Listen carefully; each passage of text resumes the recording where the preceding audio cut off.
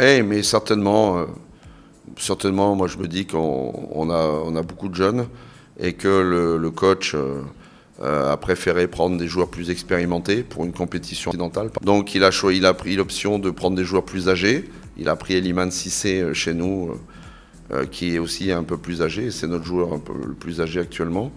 Voilà, nous on va se concentrer, c'est pas grave, on va continuer à travailler et on va se concentrer sur la CAN U20 peut-être qui va arriver, où là on aura peut-être un peu plus de sélectionnés. Moi je ne commande pas les décisions du coach, du sélectionneur. Il a fait ses choix, on les respecte et puis on souhaite bonne chance à l'équipe nationale pour le CHAN.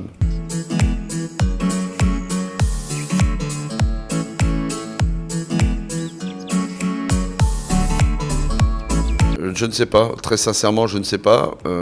Malay a eu une première partie de saison pas facile parce que entre les rassemblements locaux, U23, il a été en test aussi en Europe et il s'est remis dans le bain depuis 5-6 matchs et il était revenu à un très bon niveau. Moi je l'ai vu évoluer là dernièrement, donc il est revenu à un très bon niveau. Après oui c'est dommage, mais voilà c'est comme ça. Encore une fois c'est les choix d'un sélectionneur. Malay sera peut-être appelé avec les U23. On verra bien, la liste viendra dans quelques temps. J'espère pour lui, en tout cas je le souhaite pour lui. Après, on peut aussi parler d'Idriss Ndiaye. Maintenant, encore une fois, je ne critique pas les choix. Je suis déçu pour Idi parce que pour moi, il a fait une première partie de saison, je dis bien exceptionnelle.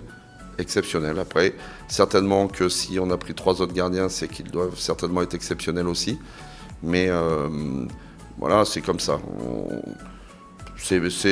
Ça permettra d'avoir nos joueurs sous la main pour reprendre, pour faire une préparation. Il faut sortir le positif et puis souhaiter bonne chance à l'équipe locale.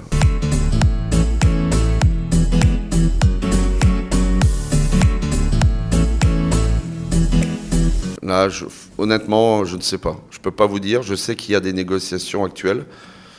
Moi, je me dis que non. J'espère pour lui que non. J'espère pour le club que non. Voilà, j'espère qu'il va partir. J'espère qu'on va le transférer. Ça sera très bien pour lui, il le mérite. Ça sera très bien pour le club. Et puis, on va emmener des jeunes derrière qui vont prendre la place. Et puis, voilà, c'est la vie d'une académie. Je ne suis pas à m'accrocher à mes joueurs. Je leur souhaite de partir. Je suis là pour ça aussi, c'est mon job. Et si Malay peut aller à l'étranger, s'il peut faire une belle carrière, s'il peut ramener aussi un peu d'argent à Diambar, parce qu'il ne faut pas oublier qu'une institution comme Diambar coûte cher dans le fonctionnement. Et si ça peut faire entrer un peu d'argent pour permettre d'investir à nouveau pour les plus jeunes qui arrivent derrière, c'est important. Et moi je le souhaite. S'il n'est pas là, les jeunes vont prendre la relève.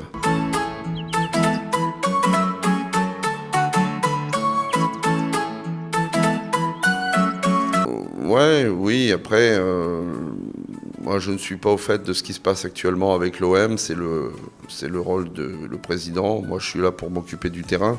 Mais c'est vrai que Malay aurait pu prétendre peut-être à suivre Bamba. Après, attention, Marseille c'est un gros club.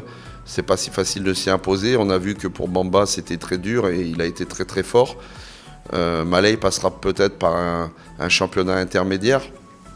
Mais l'essentiel, c'est qu'il puisse s'éclater et qu'il puisse aller montrer ce dont il est capable. Et puis surtout, ce sont des ambassadeurs de Diambar.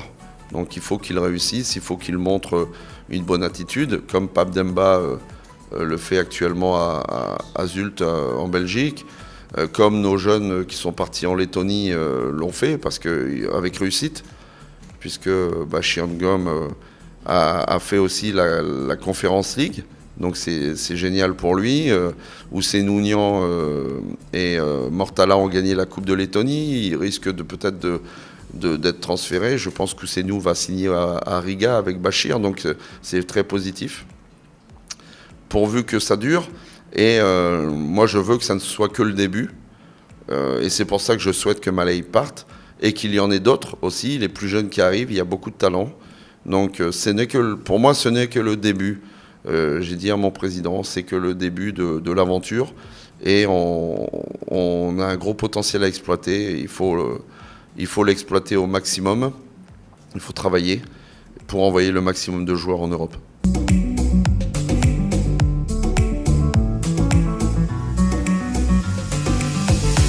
On peut être qu'admiratif. Il y a évidemment 17 millions de sélectionneurs au Sénégal, mais c'est partout pareil. Moi, je tire mon chapeau à Aliou. On en a fait un dieu quand il est rentré de la CAN. Je l'avais dit déjà avant la CAN, où il y avait eu des critiques, je trouvais injustes. Aliou a son fonctionnement. Il connaît bien le football, il connaît bien l'Europe, il sait comment on travaille. Et il a ses méthodes. Force est de constater qu'elles ont fonctionné. Il a été injustement critiqué, notamment avant la CAN. On en a fait un dieu après la CAN, mais ça c'est le football, il le sait. Moi j'avais toujours dit aux gens qui le critiquaient, attendez de voir la CAN, il va peut-être vous l'amener. Il l'a amené. Et puis là, il nous a emmené, enfin le staff, lui, les joueurs ont emmené le Sénégal à la Coupe du Monde. Ils ont passé le premier tour, ce qui est déjà un exploit, parce que vous avez vu que des clubs, enfin des équipes comme l'Allemagne n'ont pas passé le premier tour. C'est déjà un exploit de sortir des poules, parce que le niveau de la Coupe du Monde est extrêmement élevé. Bon, après on est tombé les armes à la main contre l'Angleterre quand même, c'est pas contre un petit pays. Et il y a encore une pluie de critiques sur Aliou. Bon, voilà. Moi je ne critique jamais les confrères parce que ce qu'il a fait, c'est exceptionnel. Ça reste exceptionnel. Aujourd'hui, c'est lui qui a eu les meilleurs résultats en tant que sélectionneur du Sénégal. Donc, respect à lui. Et puis, je trouve totalement normal qu'il continue la route jusqu'à la prochaine CAN. Après, il prendra les décisions qu'il prendra. Peut-être qu'il aura envie de faire autre chose. Mais on a une effectif, on a une équipe de très haut niveau. Voilà. Après, c'est sûr que dans les années à venir, il faudra être capable de compenser certainement des départs de Ghana, de Sadio, de Kalidou, parce que c'est une épine dorsale, c'est exceptionnel.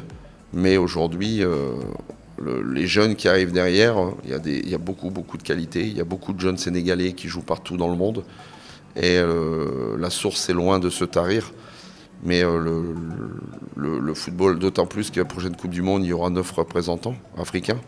Donc le rôle des Sénégal, c'est d'y être tout le temps pour continuer à progresser et surtout faire progresser, profiter de ça et de la manne financière de la Coupe du Monde, de la CAN, pour faire progresser le football local. On en a vraiment besoin et là, j'en appelle un peu au président Augustin qui est à la tête du football sénégalais, mais il y a vraiment à faire progresser le football local, il en est certainement conscient. Mais il y a des choses à faire et on doit avancer plus vite, donner un peu plus de moyens peut-être au club et un peu plus de structure. Mais bon, je suis sûr j'espère en tout cas, mais je suis sûr qu'ils y travaillent déjà.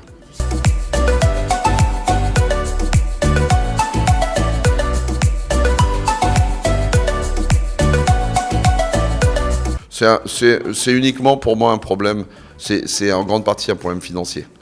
Quand on ne peut pas lutter aujourd'hui financièrement avec les clubs du Maghreb, avec des milliardaires qui détiennent des clubs, quand on voit Oroya, quand on voit le TP Mazembe, les clubs sud-africains, les moyens sont énormes. Et aujourd'hui, le Sénégal ne peut pas lutter. C'est justement là où je ne dis pas qu'il faut que les milliardaires prennent des clubs au Sénégal, mais on aurait besoin d'un peu plus de moyens financiers. Il faut trouver peut-être plus de sponsors. Je ne suis pas un spécialiste. Mon président est certainement bien plus à même. Et si vous voulez faire un sujet là-dessus, je pense que le président CR-Sec connaît bien plus le sujet que moi. Mais aujourd'hui, les clubs sénégalais, en manque de stade, en manque d'infrastructures, ne peuvent pas lutter contre les clubs marocains, tunisiens, égyptiens. Aujourd'hui, l'Égypte est sur le toit du football local. J'ai vu le classement dernièrement. Égypte, Algérie, Tunisie, Maroc sont au-dessus. Après, c'est un problème économique, hein, simplement. Et il faut trouver peut-être d'autres moyens, d'autres solutions pour permettre au club sénégalais d'émerger et de lutter un peu plus. Quand je dis lutter un peu plus, c'est être capable de rejoindre peut-être des phases de poule un peu plus régulièrement dans un premier temps. Mais c'est un problème économique, tout simplement.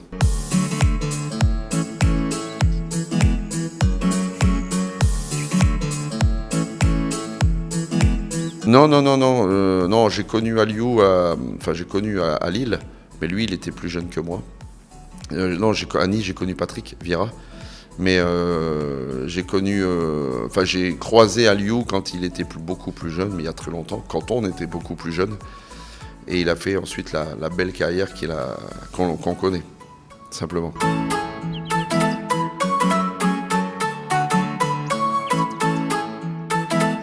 Moi, je respecte toujours les choix tactiques en tout cas, et les choix de joueurs du sélectionneur, parce que je sais combien la tâche est difficile. Et il y a beaucoup de gens qui parlent, beaucoup de gens qui commentent, qui parlent, qui donnent des conseils. Mais quand on est avec un groupe de 26-27 joueurs à la Coupe du Monde, qu'on affronte les équipes qu'a affronté le Sénégal, les Pays-Bas et autres, l'Angleterre, avec ses stars, la tâche est immensément difficile. Et jamais, je dis bien jamais, je ne me permettrai de porter un jugement sur les choix du sélectionneur, d'Aliou notamment, parce que je ne serais pas capable de faire mieux, tout simplement. Moi, j'essaye de me battre avec mes armes, avec Diambar. Aliou a toute l'expérience aujourd'hui. Il a fait des choix, bons, mauvais, je ne sais pas. Je ne sais pas moi, si j'avais été à sa place, peut-être que j'aurais fait la même chose. Mais c'est toujours facile de commenter, hein, vous le savez bien. Vous, c'est votre job. Mais nous, les coachs, on est en situation tous les jours avec une pression 1000 fois moins importante. Quand on représente un pays comme le Sénégal et une attente de 17 millions de Sénégalais, la pression, les gens ne se rendent pas compte que la pression, elle est terrible. Et le staff, que je connais un peu, qui sont des gens bien, le staff a fait un bon travail. Après, les choix tactiques sont ce qu'ils sont. Ça ne sert à rien de les commenter, ça ne sert à rien de les juger. Au moment T, Aliou a pris les décisions. Voilà, mais l'Angleterre, c'était pas non plus l'Équateur, c'était pas non plus le Qatar, c'était une des plus grandes nations mondiales. Donc on n'était pas loin, je suis persuadé qu'on n'était pas loin. On a été loin d'être ridicule, mais on a vu une grosse équipe aussi en face. Et on a appris, je pense que les joueurs ont appris, le pays a appris, la sélection a appris, Aliou a appris, parce qu'on apprend tout le temps. Et peut-être que s'ils rejouent le match, peut-être que ça va leur servir pour la prochaine CAN, peut-être que ça va leur servir aussi pour la prochaine Coupe du Monde, mais c'est comme ça qu'on se construit, et c'est surtout pas en critiquant et en commentant des choix qui ont été faits. Voilà, moi je le vis tous les jours, et évidemment à notre petit échelon, mais c'est toujours facile d'être derrière un micro. Je ne parle pas des journalistes, hein, je parle de tous les intervenants et de tous les coachs au Sénégal en général. C'est très difficile. C'est très difficile. Mais bravo Aliou, en tout cas. Moi, je lui tire mon chapeau parce que ce qu'il a fait sur les... N'oublions pas qu'il a une finale de CAN perdue. Une première participation à la Coupe du Monde où on s'est fait éliminer pour un carton jaune, il me semble.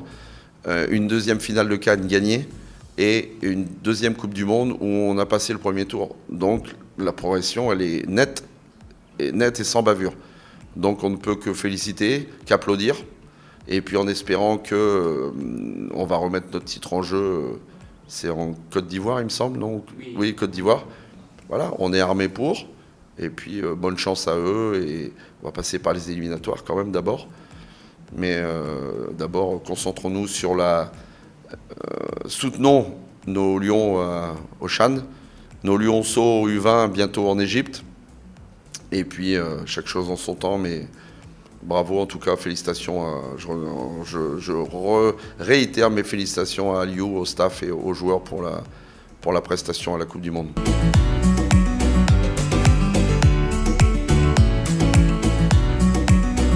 vrai. Oui, mais c'est ce que j'ai dit. C'est qu'il va falloir, le plus dur arrive, c'est-à-dire qu'il va falloir remplacer nos stars, entre guillemets. Mais on a des jeunes, on voit qu'il y a beaucoup de jeunes, notamment binationaux, qui tapent à la porte. Le Sénégal devient une équipe très très attractive. Ils veulent tous venir jouer pour le Sénégal maintenant. Donc c'est ce qui a changé et c'est l'impulsion d'Aliou qui a fait ça aussi. C'est le travail qui a été fait également. Mais bon, Kalidou peut jouer encore un moment. Ghana, c'est vrai qu'il est un peu plus âgé. En Sadio, mais en plus d'être de bons joueurs, j'ai la sensation, je ne les connais pas personnellement, que ce sont des gens très sérieux, très fiables. Donc ils peuvent encore faire une CAN et pourquoi pas une dernière Coupe du Monde, mais il va falloir préparer l'avenir. Ça c'est clair qu'il va falloir préparer l'après Sadio, l'après Kalidou, l'après Ghana. Mais on l'a vu, hein, on a les Iliman Ndiaye, on a les Bamba, on a les Patessis, et derrière il y a du monde, il y a du réservoir. Il faut juste leur donner un peu de temps de jeu, leur donner de l'expérience. Et je suis persuadé que ces garçons-là vont prendre le relais. J'ai aucun doute là-dessus, en tout cas.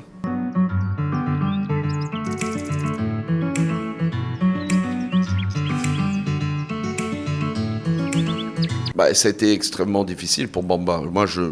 Encore une fois, moi je l'ai vu il n'y a pas longtemps, mais il ne faut pas oublier une chose, c'est que Bamba, dès qu'il vient au Sénégal, il vient à Diambar. Et il faut le noter. Tout le monde ne le fait pas et c'est un garçon qui me semble... Moi, j'ai pas eu la chance de le connaître en tant que joueur ici, mais je l'ai connu humainement quand il vient nous voir, quand il vient nous saluer. Et ça a été pour lui une période extrêmement violente sur le plan psychologique parce que l'OM ne lui a pas fait de cadeau, mais c'est extrêmement formateur aussi. Et là, en 6 mois, il a pris 5 ans d'expérience du haut niveau. Il s'en est sorti. Il a certainement été aussi bien épaulé, bien conseillé, bien accompagné. Il est très, très costaud sur le plan mental. C'est pour ça que je pense qu'il va faire une belle carrière. C'est un garçon sérieux, fiable. Et la preuve, c'est que là, l'OM est en train de changer son fusil d'épaule et se rend compte qu'ils ont sûrement fait une erreur avec lui. Voilà, ils vont tout faire maintenant pour le garder. Et le rapport de force est en train de s'inverser. Mais c'est ça le football. Le football, c'est simplement ça. Il faut être très costaud dans les moments difficiles. Lui, il l'a été. Et le rapport de force, quand on travaille, quand on est sérieux, au bout d'un moment, le rapport de force tourne. Et maintenant, c'est lui qui a les choses en main. Donc, il prendra les décisions qu'il souhaitera les meilleures, qu'il trouvera les meilleures avec ses conseillers. Mais chapeau pour Bamba aussi, parce que il a fallu résister à la tempête médiatique, il a fallu résister à la pression énorme qu'il a subie, et ça les gens ne s'en rendent pas compte. Mais à 22 ans, je crois, il a 22 ans, Bamba, 22, 23, 22, hein. À 22 ans, subir cela, pour une première expérience en Europe, c'est pas facile, dans un club comme l'OM qui est broyeur, qui est un club qui broie les joueurs hein, quand on n'est pas assez fort mentalement. Il a résisté à ça, il peut jouer maintenant n'importe où. Il peut jouer n'importe où.